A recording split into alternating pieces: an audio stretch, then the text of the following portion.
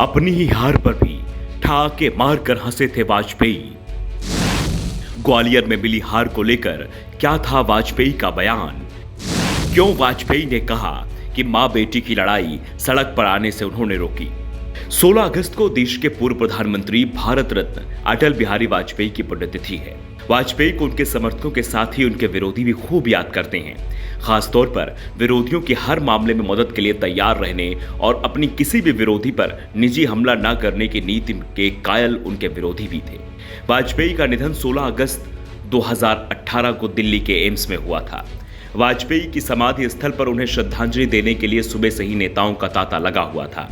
PM Modi ने भी सुबह सदैव अटल जाकर उन्हें श्रद्धांजलि दी। इसके बाद पीएम ने वाजपेयी को लेकर एक किस्सा भी सुनाया, जिसमें वाजपेयी जी अपनी हार पर खूब हंसे थे। दरअसल बात 1984 की है। देश में आम चुनाव का ऐलान हो चुका था। कांग्रेस इंदिरा गांधी की हत्या के बाद उपजी सहानुभूति की लहर पर सवार थी। राजीव गांधी उसका नेतृत्व कर रहे थे।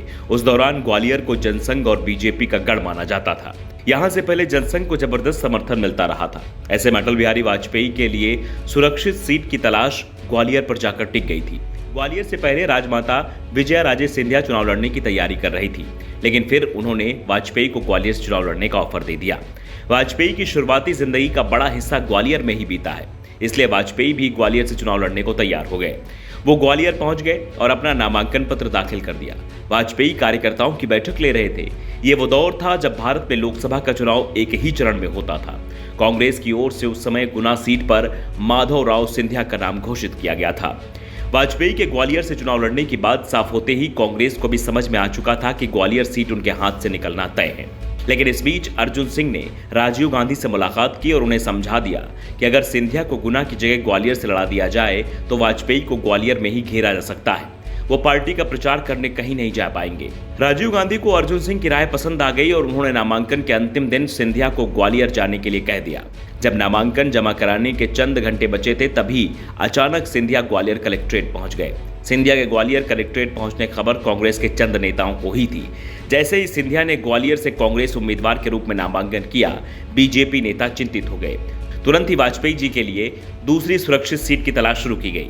ग्वालियर के सबसे पास मुरैना सीट थी, लेकिन ये सीट सुरक्षित थी, जहां से वाजपेयी चुनाव नहीं लड़ सकते थे। फिर भिंड और आगरा का विकल्प सामने रखा गया, जिसमें से आगरा सीट फाइनल भी कर ली गई। लेकिन जब तक वाजपेयी को आगरा पहुंचाने की व्यवस्था हो पाती, नामांकन जमा करने की समय सीमा निकल गई थी। मजबूरी में वाजपेयी ग्वालियर से चुनाव लड़े और सिंधिया से बड़े अंतर से हार गए। इस हार के बाद वाजपेयी कार्यकर्ताओं के बीच पहुंचे, जो बेहद निराश थे। लेकिन वाजपेयी के चेहरे पर हंसी थी। जब इस हंसी का कारण पूछा तो उन्होंने कहा कि मेरी हार का मुझे गम नहीं है। मुझे इस बात की खुशी है कि मैंने माँ बेटे की बगावत को सड़क पर आने से रोक दिया।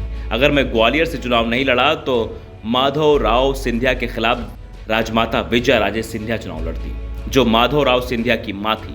वाजपेयी ने कहा कि मैं ऐसा नहीं चाहता था कि माँ बेटे आमने सामने आ जाए। विजया राजे सिंधिया अटल जी को अपना धर्म पुत्र मानती थी और वाजपेयी इसी बात को समझा रहे थे कि उन्होंने परिवार की बगावत को सड़क पर आने से रोक दिया। वाजपेयी ने कहा था कि अगर मैं चुनाव लड़ने से पीछे हट जाता तो फिर राजमाता विजया राजे सिंधिया चुनाव लड़ने को तैयार हो जाती, जो मैं हरगिज नहीं चाहता था। चुनाव में हार जीत तो लगी रहती है, मेहनत करेंगे तो भविष्य में सफलता जरूर मिलेगी। और बाद में बीजेपी को सफलता भी मिली। Bureau report, the Navdarpan news.